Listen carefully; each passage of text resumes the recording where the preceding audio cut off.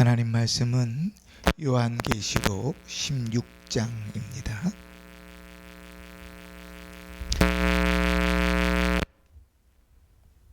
(12절로) (16절까지) 요한계시록 16장 12절로 16절까지 우리 함께 봉독하면서 하나님의 음성을 듣습니다. 입으로 소리내서 함께 봉독합시다. 시작. 또 여섯째 천사가 그 대접을 큰 강 유브라데에 쏟음에 강물이 말라서 동방에서 오는 왕들의 길이 예비되었더라. 또 내가 봄에 개구리 같은 새 더러운 영이 용의 입과 짐승의 입과 거짓 선지자의 입에서 나오니 그들은 귀신의 영이라. 이적을 행하여 온 천하 왕들에게 가서 하나님 곧 전능하신 이의 큰 날에 있을 전쟁을 위하여 그들을 모으더라. 보라, 내가 도둑같이 오리니 누구든지 깨어 자기 옷을 지켜 벌거벗고 다니지 아니하며 자기의 부끄러움을 보이지 아니하는 자는 복이 있도다. 새 영이 히브리어로 아마겟돈이라 하는 곳으로 왕들을 모으더라. 아멘.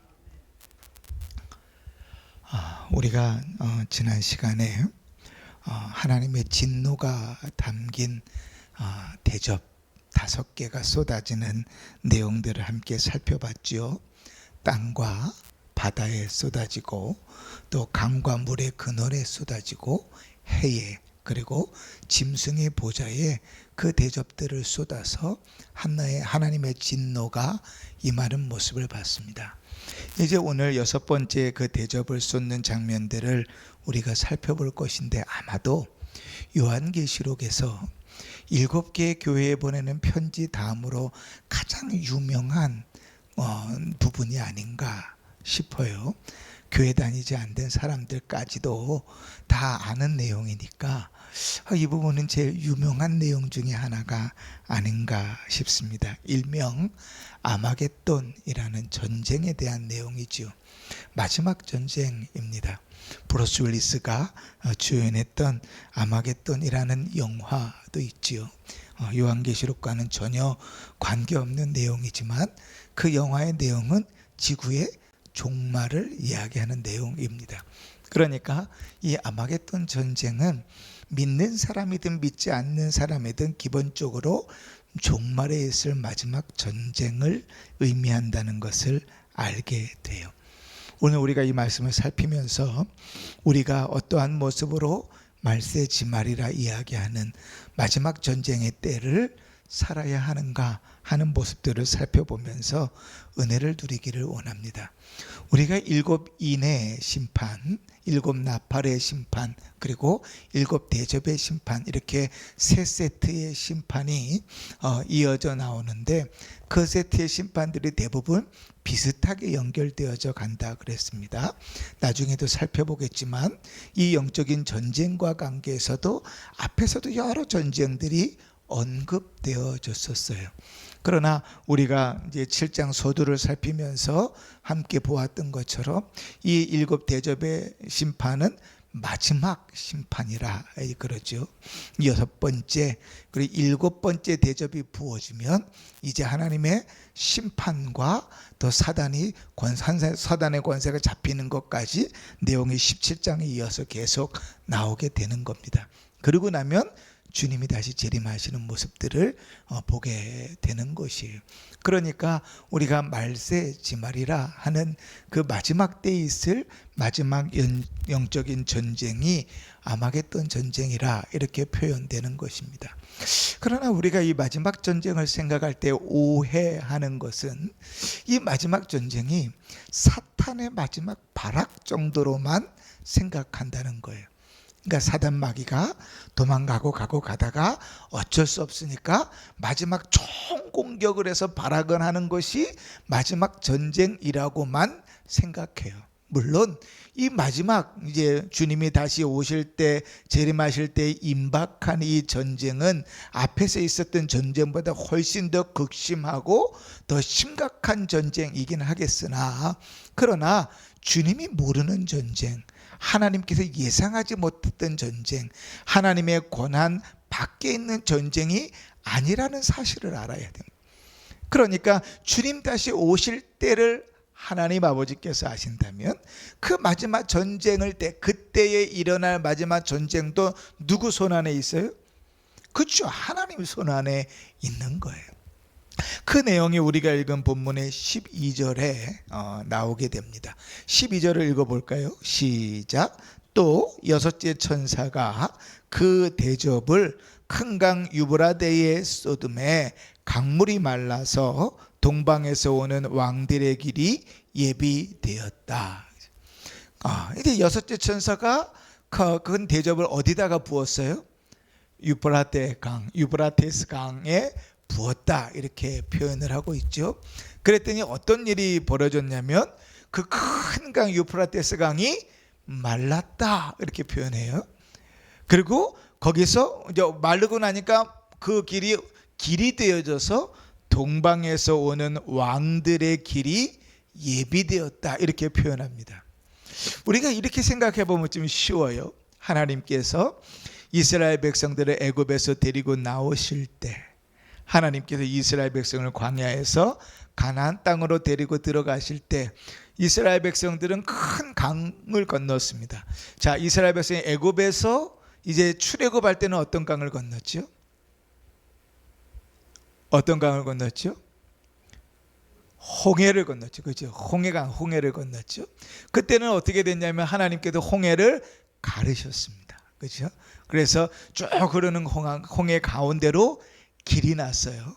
쫙 갈라지고 길이 났는데 바람이 싹 불면서 그 강바닥, 젖어있던 바닥이 딱딱하게 말라서 마치 땅을 밟듯이 이스라엘 백성은 그 땅을 밟고 건너갔습니다.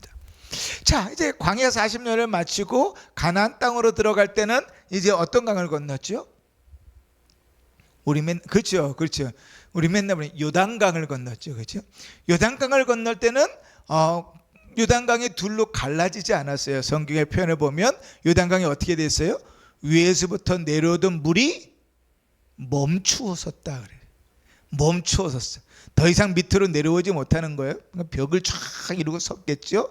그리고 바람이 불어서 그 요단강 바닥도 어떻게 해요? 마른 땅과 같이 마르게 해서 이스라엘 백성들이 이제 드디어 약속의 땅 가나안 땅에 입성하기 시작합니다. 그죠? 그런데 오늘 그 모습을 마치 보는 것 같아요. 하나님께서 여섯 번째 천사에게 그 진노의 대접을 유프라테스 강에 부으라 그랬더니 유프라테스 강에 부어지니까 어떻게 돼요? 그 유프라테스 강이 말라버렸어요. 싹 말라버려가지고 그것이 마른 땅과 같이 길이 되어져 버렸어요. 근데 그 길로 누가 와요? 동방에서 오는 왕들의 길이 예비되었다, 이렇게 표현되고 있습니다. 이 동방은요, 우리가 보기에는 동방박사 세 사람 그러면 되게 좋은 것 같잖아요. 그런데 성경에서 동방이라고 표현할 때는 이스라엘을 중심으로 동방이니까 이 동방박사들은 보통 학자들이 누굴 거라고 생각하냐면 바벨론 사람들이라고 생각합니다. 그런데 이 로마 시대에는 이제 바벨론도 망하고 로마가 점령한 거잖아요. 그러니까 동방은 어딘가 하면 이 로마를 기준으로 해서 동방은 파르티아 왕국이나 인도가 동방입니다. 그러니까 로마 제국이 있는데 로마 제국, 큰 제국의 동쪽 경계선이 어디냐면 이 유프라테스 강이었어요. 그래서 로마 사람들은 어떻게 생각했냐면 이 유프라테스 강을 넘으면 넘어 있는 땅에는 흑암과 공포의 세력들이 있는데 그들이 언제든지 로마를 쳐들어와서 위협할 수 있다고 생각했어요, 로마 사람들은. 그런데 이렇게 지리적으로만 볼 것이 아니라 지금 요한이 환상을 보고 있는 거잖아요. 그러니까 아예 영적으로 해석을 해야 돼요. 그럼 유프라테스 강이 말랐어요. 마르고 동방의 왕들이 오는 길을 예비했다는 것은 무엇이냐면 동방의 왕들은 이제 뒤에서도 나오지만 14절에 나오는 온 천하의 왕들, 이들은 누군가 하면 그리스도와 교회를 대적하기 위하여 싸우러 오는 자들입니다. 그러니까 유프라테스 강이 싹 마르고 육지가 된 다음에는 누가 온다고요? 하나님과 싸우려고, 교회를 대적하고 핍박하려고 오는 세력들이 오는 길이 만들어졌다는 거예요. 그런데 14절에 말씀하면서 우리가 주목해서 봐야 되는 것은 그 길을 누가 만들었어요? 자, 다시 12절을 봅시다. 그 길을 누가 만들었어요? 누가 만든 것 같아요? 여섯째 천사가 그 대접을 큰 강 유프라테스 강에 부었어요. 그런데 여섯째 천사, 다섯째 천사, 넷째 천사, 셋째 천사, 둘째 천사, 첫째 천사는 누구의 명령을 듣고 그 진노의 대접을 붓죠? 하나님의 명령을 듣고 붓죠. 아무 때나 그냥 부으면 돼요? 아니죠. 주님께서 부으라는 곳에 붓겠죠. 그러니 큰 강 유프라테스 강에 하나님의 여섯 번째 진노의 대접을 부으라고 명령하신 게 누구예요? 하나님이시죠. 동방으로부터 그 대적들이 오는 길을 예비해 주신 것이 누구예요? 하나님이시죠. 그러니까 마지막 싸움은 하나님이 모르는 싸움이에요? 아는 싸움이에요? 아는 싸움이죠. 하나님께서 허락하신 싸움이에요? 허락하지 않은 싸움이에요? 허락하신 싸움이죠. 이해가 되시죠? 하나님께서 모르는 싸움이 아니라 이제 주님께서 다시 오실 날이 가까움으로 마지막 싸움을 주님께서 그 판을 벌리고 계시는 거예요.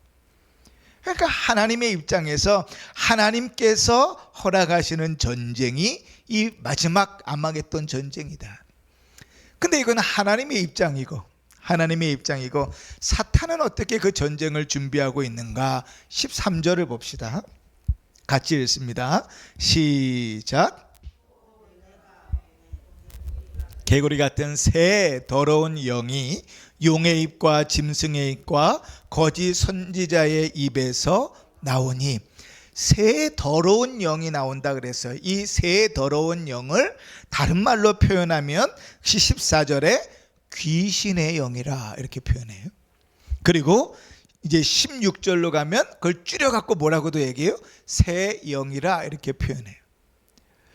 더러운 영이라고 하는 것은 하나님은 언제나 성령은 더러워요, 깨끗해요? 순결하고 깨끗하죠. 그러니 성령과 반대되는 영이 사탄의 영일 것이고, 새 더러운 영이라는 것은 우리가 앞에서 살펴봤지만 성삼위 하나님을 모방하는, 흉내내는 사탄의 모습이, 그 새 더러운 영이 뭐라고 표현되냐면 개구리 같은 새 더러운 영이라. 하필이면 그 세 개의 더러운 영을 왜 개구리에 비유했을까요? 우리가 앞에 지난주에도 그렇고 지지난주에도 살펴봤지만 이 마지막 대접 심판들이 뭐하고 많이 비슷한 경향이 있다고 얘기했냐면, 이스라엘 백성들의 애굽 땅에서 출애굽할 때 일어났던 10가지 재앙하고 비슷한 내용들이 많다 그랬잖아요.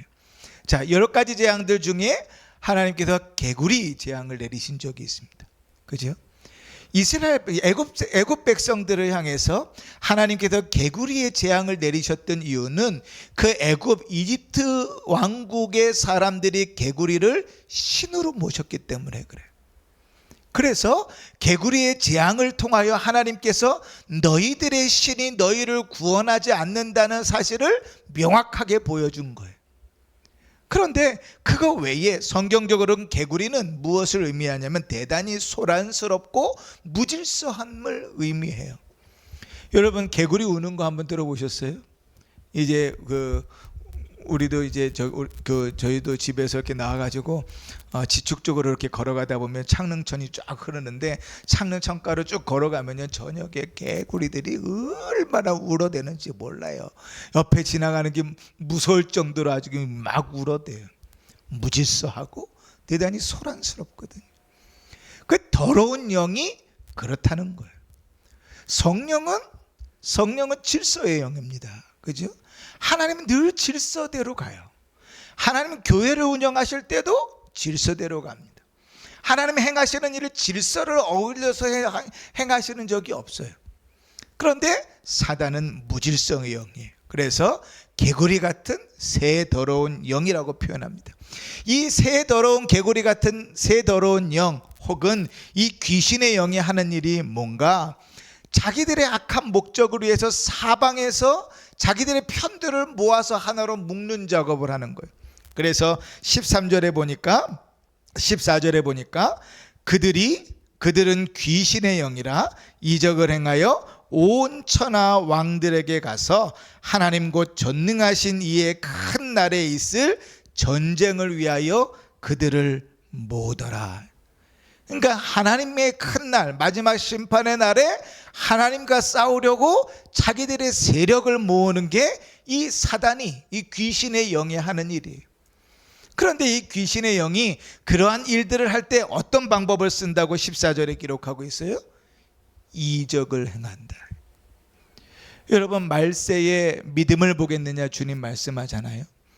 그러니까 계속 우리가 늘 우리 교회는 참 그런 면에서 복받은 교회인데 하나님의 말씀에 힘을 쓰고 그 말씀을 들으려고 하고 말씀을 기억하려고 하고 말씀대로 살려고 하는 게 얼마나 중요한가 하면 주님이 다시 오는 심판의 때에 마지막 영적인 전쟁에 극심하게 될 때에 사단이 주로 쓰는 무기가 뭐냐면 이적이에요. 누가 기도하니까 낫대.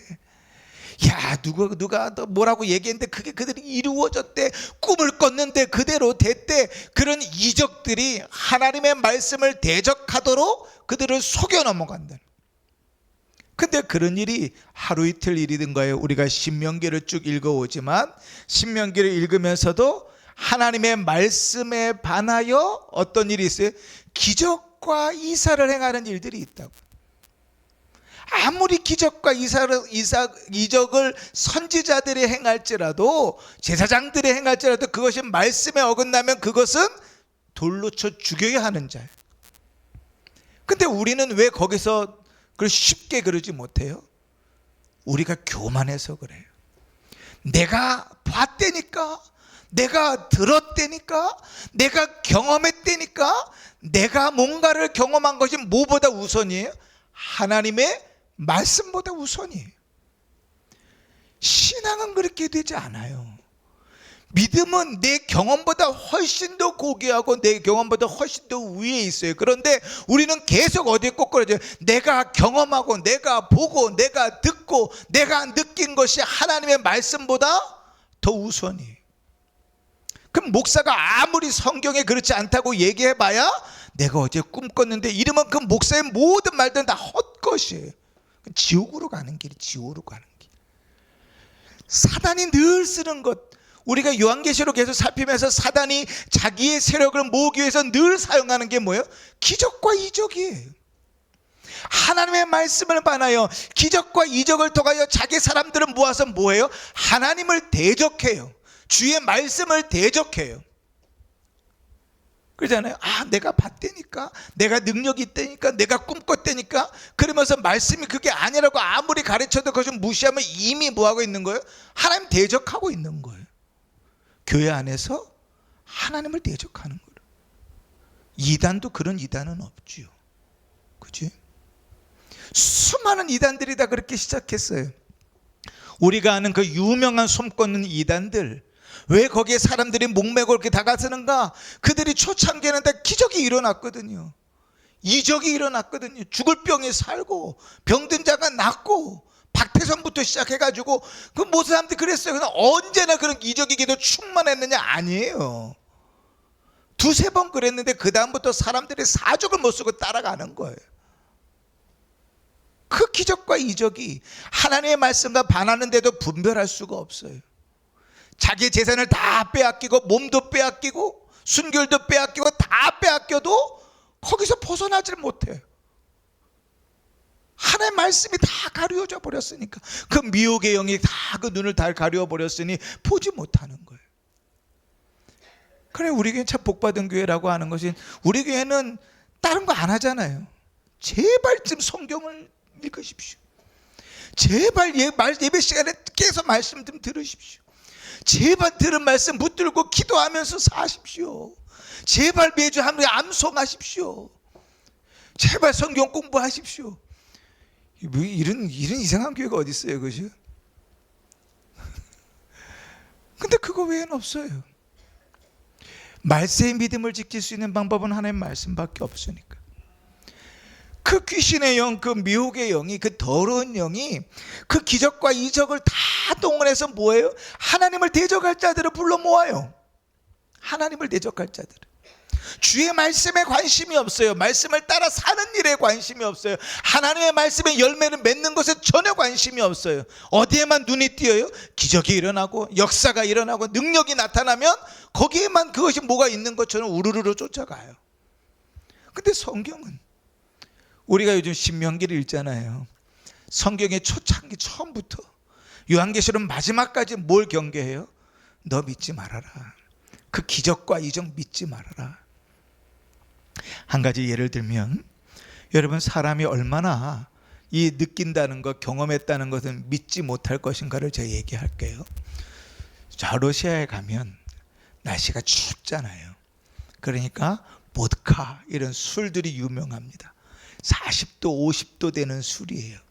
중국도 저 북쪽 지방으로 올라가면요, 독한 빼갈이라 그래서 그 되게 높은 도수의 술들이에요. 막 한 모금만 마셔도 막 목이 타들어가는 막 그런 술들은 먹어요. 너무 추우니까요. 그 추위를 이겨내 보려고 먹는 거예요. 근데 술을 먹으면 사람들이 보통 어떻게 된다고 생각하면 열이 오른다고 생각해요. 열이 막 오른다고 생각해요. 그래서 옷을 벗어요. 그런데 온도를 재보면 실제로 열이 오를까요, 안 오를까요? 안 올라요. 그래서 얼어 죽습니다. 분명히 나는 느껴요. 더워, 뜨거워, 막 열이 나는 것 같아. 그래서 막 옷을 벗고 별짓을 다 하는데 사실은 아니야. 내가 잘못 느끼고 있는 거예요. 알코올이 우리 감각을 마비시켜가지고 그렇게 느끼고 그렇게 뜨겁게끔 만드는 거예요. 그렇게 느끼게 만드는 거예요. 사실은 올라가는 게 아닌데. 그래서 얼어 죽는 사람들이 많아요. 우리가 느낀다는 것, 내가 보았다는 것, 내가 느꼈다는 것, 우리는 너무 확신하잖아요. 확신하지 마세요. 그것이 그렇게 우리에게 진리를 대체할 만큼 명확한 것이 아니에요. 사단은 그렇게 우리를 꼬셔야 된다고. 그럼 목사가 100마디 여기서 해봐야 옆에서 기적이 일어났어 이러면 또 후룩 가는 사람들이 있어요. 그럼 말씀에 기반이 없는 사람들이죠. 자, 이 더러운 영이, 이 귀신의 영이 자기의 편들을 싹 모으는데 어디에 모으는가? 16절에 보니까 새 영이 히브리어로 아마겟돈이라고 하는 곳으로 왕들을 모으더라 이렇게 표현합니다. 그래서 아마겟돈 전쟁, 아마겟돈에 모여서 이루어지는 전쟁, 그래서 아마겟돈 전쟁이라고 사람들에게 유명한 거예요. 근데 이 아마겟돈이 어느 나라 말이라고 지금 기록되어 있어요? 16절에 히브리어라고 되어져 있어요. 히브리어는 신약 성경이 쓰인 말일까요? 구약 성경이 쓰인 말일까요? 그렇죠. 구약 성경이 쓰인 말이에요. 신약 성경은 헬라어로 쓰였어요. 그죠? 구약 성경은 히브리어로 쓰였어요. 유대인들이 쓰는 말이에요. 그런데 이거를 신약 성경은 헬라어로 쓰여져 있으니까 헬라어로 바꿔서 쓰니까 아마겟돈 이렇게 쓰이지, 원래 히브리어를 그대로 쓰면 어떻게 쓰냐면 하르마게돈 이렇게 돼요. 하르마게돈. 이게 원래 히브리어의 발음이에요. 그런데 헬라어로 바꾸니까 아마겟돈 이렇게 돼버린 거예요. 그럼 이 하르마게돈이 무슨 말인가? 하르라는 말은 산, 언덕을 얘기한 게 하르예요. 그러니까 높은 산 말고 평지보다 조금 이렇게 굴곡이는 언덕을 얘기할 때 하르 그래요. 그리고 마겟돈이라는 말은 무슨 말이냐면 히브리어로 무깃도라는 말이에요. 지명 이름이에요. 무깃도. 그러니까 하르마겟돈, 아마겟돈은 무슨 말인가 하면 무깃도의 언덕, 무깃도 언덕이라는 말이에요. 이 무깃도 언덕이 뭔가? 구약 성경을 보면 무깃도 언덕에서 전쟁을 한 기록들이 좀 있어요. 처음 나오는 게 어디냐면 바락과 드보라가요, 가나안 왕 야빈과 처음 싸울 때 그 사사 시대에 이 무깃도 언덕에서 싸웠어요. 그래서 승리했잖아요. 그리고 또 어디에 나오냐면 우리가 너무나 잘 아는 요시야 왕 있잖아요. 종교개혁을 아주 성공적으로 이뤘던 이 요시야 왕, 근데 이상하게 이 요시야 왕이요, 마지막에 죽음이 참 아쉽게 죽는데 어디서 죽냐면 이 무기또 언덕에서 이 요시야 왕이 애굽 왕, 이집트 왕 느고, 바로 느고와 전쟁을 벌여요. 그런데 이 하나님께서 이 느고를 통해서 이 요시야 왕에게 경고를 하시죠. 이건 너하고 싸우는 싸움 아닙니까? 하나님께서 나에게 주신 싸움이니까 너는 돌아가라. 그러는데 이 요시야가요, 끝내 그 말을 듣지 않고 변장을 하고 들어가 막 싸워요. 그러다가 화살에 맞습니다. 그래서 화살에 맞은 이 요시야 왕을 급하게 이제 예루살렘으로 후송을 했는데 예루살렘에서 죽어요. 그 전쟁이 이루어졌던, 애굽 왕 느고와 전쟁을 이뤘던 데가 이 무기또 언덕입니다. 그런데 이렇게 이스라엘의 역사에 전쟁이 이루어질 만큼 넓은 지역이지만 사실은 오늘 성경에 나오는 것처럼 많은 주님을 대적하는 자들은 모을 만큼의 그렇게 넓은 언덕은 아니에요. 우리가 앞에서도요, 유프라테스 강에 이제 모으는 장면들이 나와요. 어떤 장면이 나오냐면 뒤에 요한계시록 9장 16절에 보면 2만 만 명의 군대를 모아요. 2만 만은 합치면은 몇이에요? 2억이에요. 2억. 그죠? 2억 명의 군대를 모아요. 어디에? 유프라테스 강에 모으는데 이 무기또 언덕이 있는 데겠죠. 그런데 이 유프라테스 강에는 2억 명이 모일 만큼, 군대가 모일 만큼 장소가 없어요. 그래서 우리가 이걸 어떻게 이해했어요? 이것은 지명적, 지리적으로 이해할 것이 아니라 영적으로 이해해야 된다 그랬었죠. 근데 똑같은 장면이 나오는 거예요. 이 유프라테스 강이 있는데 아마겟돈의 사람들이 모이는데 하르마겟돈, 이 무기또 언덕은 학자들이 이렇게 재보니까요, 어느 정도 되냐면 면적이 대략 한 600제곱킬로미터 정도 돼요. 600제곱킬로미터라 그러면 감이 안 오죠? 저도 안 와요. 그래서 제가 찾아봤어요. 서울 면적이 605.2제곱킬로미터예요. 그러니까 이 무기또 언덕은 얼마나요? 서울 면적만한 거예요. 그런데 이 서울 면적만한 곳에 전 세계에서 하나님을 대적할 왕들을 다 모아서 서게 할 수 있을까요? 없죠. 우리가 요한계시록 9장에서 살펴봤던 것처럼 2억의 군사를 세울 수 없는 것처럼 이 모든, 오늘 성경에 보니까 모든 이제 그 온 땅의 왕들을 다 불러 세울 만큼 그러한 면적이 되지 않아요. 그러니까 이 아마겟돈 전쟁은 그 지역에서 일어나는 전쟁이라고 보는 게 아니라 또 요한계시록 9장처럼 어떻게 해봐요? 영적인 전쟁을 이야기하는구나. 그러면 뭐에 대한 영적인 전쟁이에요? 하나님을 대적하는 자들과 하나님의 자녀들과의 마지막 전쟁을 이야기하는구나. 이렇게 이해하면 좋겠죠. 우리가 요한계시록에서 살펴보면 이렇게 하나님을 대적하는 자들이 교회와 또 하나님의 백성들을 핍박하는 이 전쟁이 계속 기록되어 있습니다. 요한계시록 6장 15절에 보면 왕들과 모든 종류의 백성들을 다 모아서 전쟁을 일으키고, 또 9장 14절에 보면 아까 우리 얘기한 거죠. 유프라테스 강 건너편에 군대를 소집하는데 2억의 군대를 모아놓고 이제 전쟁을 벌이려고 하고, 11장 7절로 가면 무저경에서 올라온 짐승이 성도들과 싸우는 전쟁이 있고, 13장 1절에서 10절에서 보면 바다에서 올라온 그 짐승이 성도들과 싸우는 전쟁이 있어요. 그러니까 요한계시록 전체에 심판들이 이루어지는데 영적인 이 전쟁들이 계속 기록되어져 있어요. 그런데 이 마지막 이 아마겟돈 전쟁이 그 모든 전쟁들을 이야기하는 것은 아니에요. 그러나 한 가지 명확한 건, 모두가 통일되게 이야기하는 것은 그 모든 전쟁의 마지막 가장 큰 전쟁일 것이다 하는 거예요. 우리가 보통 이야기할 때 말세야 말세, 어떨 때 이런 얘기 있습니까? 세상에 참 선행을 많이 하고 아름다운 일들이 있을 때 우리가 그런 말을 쓰는가요? 그럼 어떨 때 써요? 죄악되고 타락하고 교회가 핍박하는 일들이 커지고 성도들이 믿음으로 살아가지 않고 교회 예배가 무너져 버리고 교회가 무너져 버리는 그런 모습들을 보면서 아이고 말세네, 말세지 말이야, 이렇게 얘기하잖아요. 마지막 때가 되면 그 일들이 점점 더 심해질 거예요. 그 이전에 없었기 때문에 우리가 말세라고 얘기하는 거 아니죠? 이전에도 있었어요. 그런데 점점 그것이 심해지기 때문에 말세지말이라고 얘기하는 거예요. 이 아마겟돈 전쟁은 여지껏 그리스도께서 출임하셨을 때부터 재림하실 때까지 영적인 전쟁이 없었던 게 아니에요. 계속 그런 영적인 전쟁이 있었어요. 사단의 무리들은, 사단의 그 졸개들은 계속 하나님의 교회를 핍박하고 성도들을 대적하고 하나님을 대적하는 일들을 계속 해왔어요. 우리가 늘 얘기하잖아요.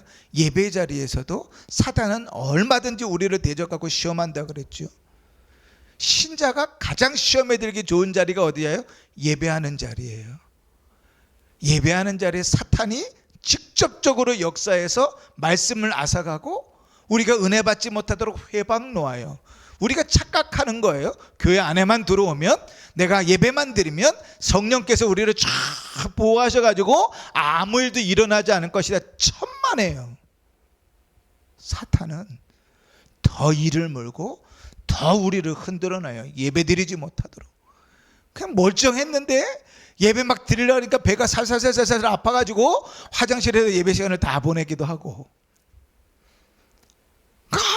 어저께 잘 잤는데 예배 시간이 되면 계속 잠이 와가지고 말씀을 다 사탄에게 다 빼앗겨버리고 말씀과 없이 그냥 예배가 끝나고 가는 경우들도 있고, 찬송 중에 주님께서 거하신다고 하는데 찬송을 부르는데 찬송 전에 딴짓하느라고 네 찬송의 가사가 뭔지도 모르고 흥얼흥얼 그러고 다 끝나버릴 때가 있고, 예배 시간에 사단은 더 우리에게 공격적으로 나가오죠. 주님이 다시 오실 때는, 마지막 이 전쟁이 이루어질 때는 그 일이 더 심하다.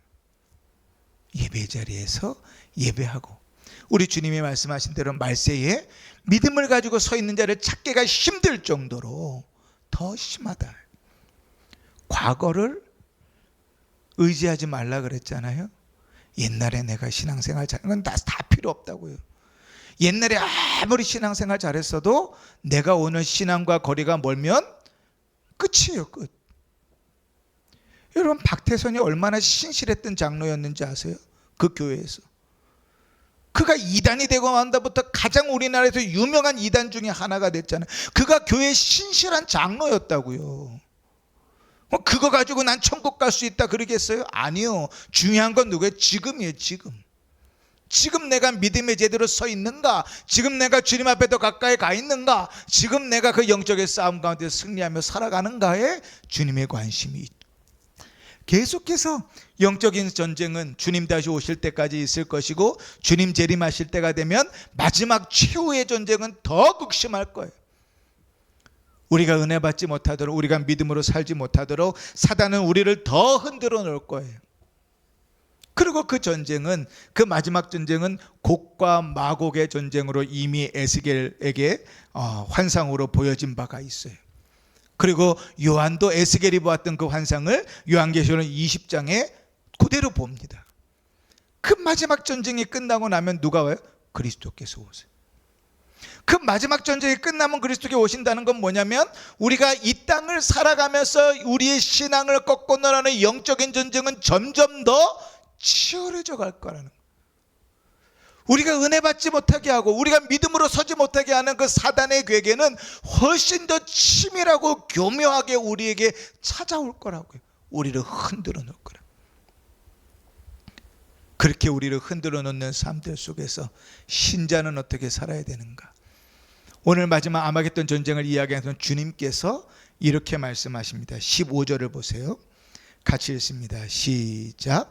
보라, 내가 도둑같이 오리니 누구든지 깨어 자기 옷을 지켜 벌거벗고 다니지 아니하며 자기의 부끄러움을 보이지 아니하는 자는 복이 있도다.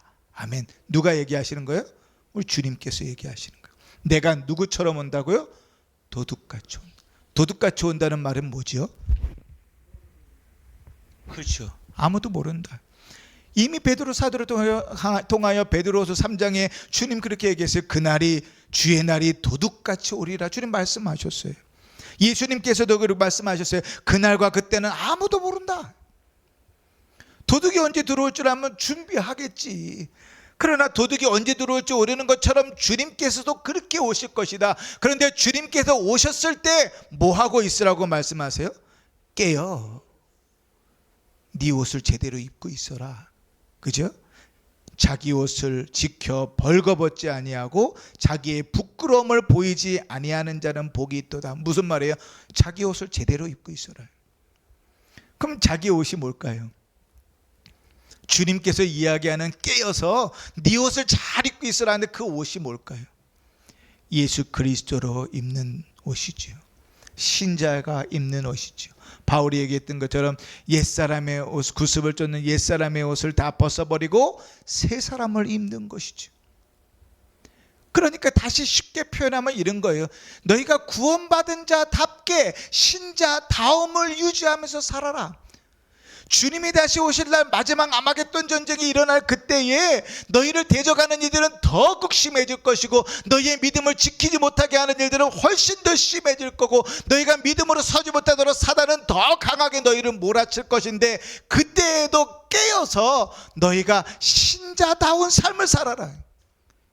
예수 믿는 자다운 삶을 살아라. 구원받은 자다운 삶을 살아라. 주님 그렇게 말씀하고 계십니다.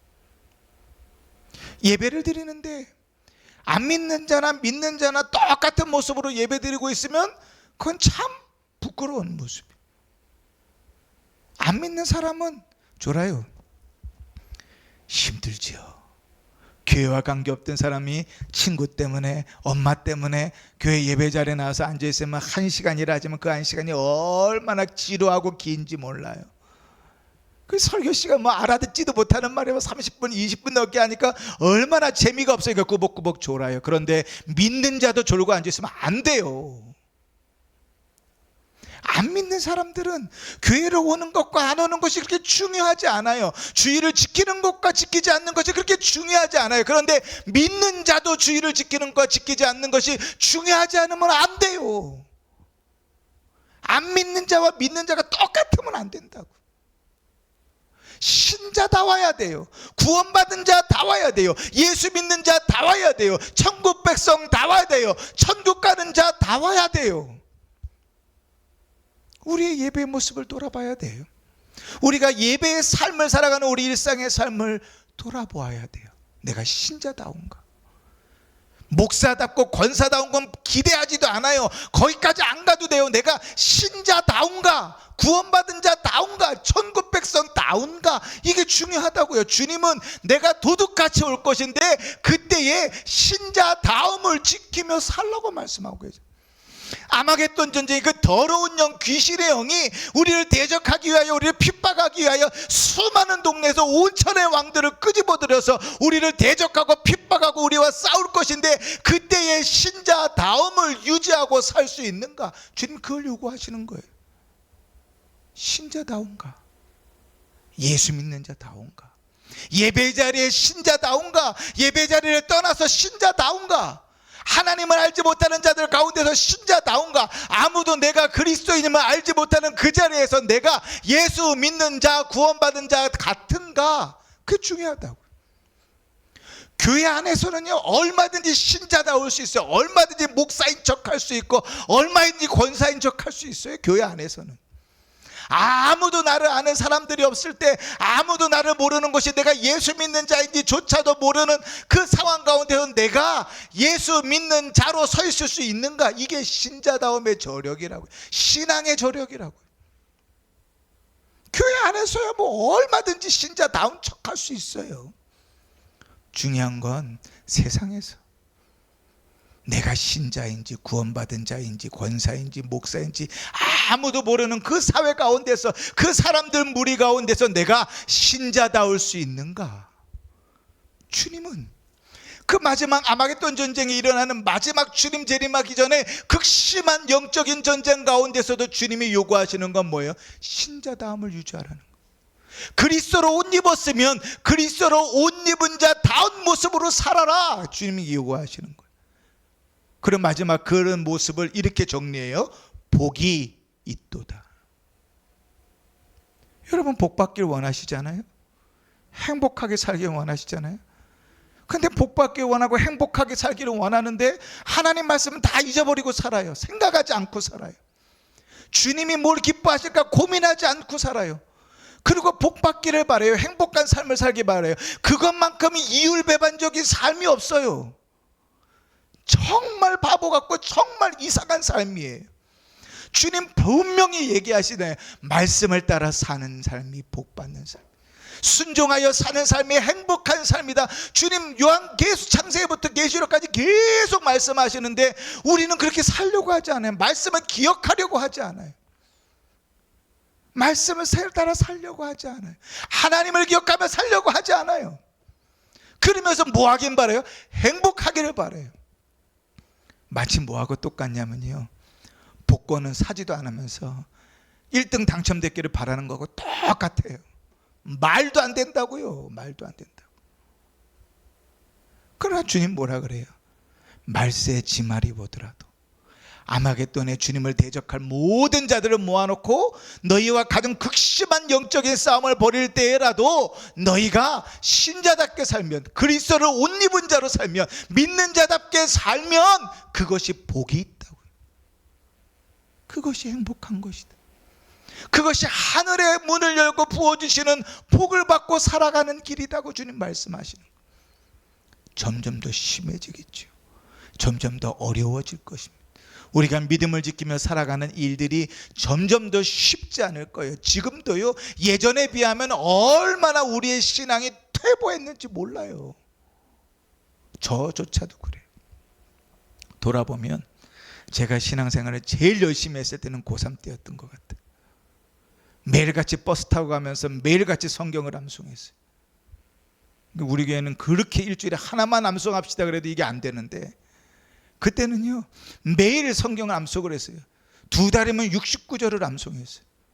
달달달달달 성경을 암송하고 외우면서 다녔어요.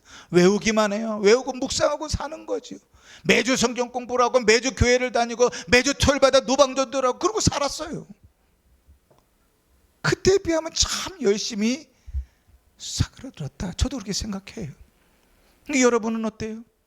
예배를 드리는 일들이, 주를 섬기는 일들이, 말씀을 기억하며 살아가는 일들이 옛날보다 더 풍성해졌나요?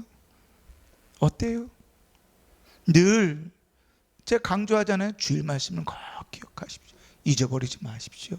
주일 말씀 기억하시고 그것이 주일 그날부터 다음 주일 때까지 매주의 기도 제목이 돼야 됩니다.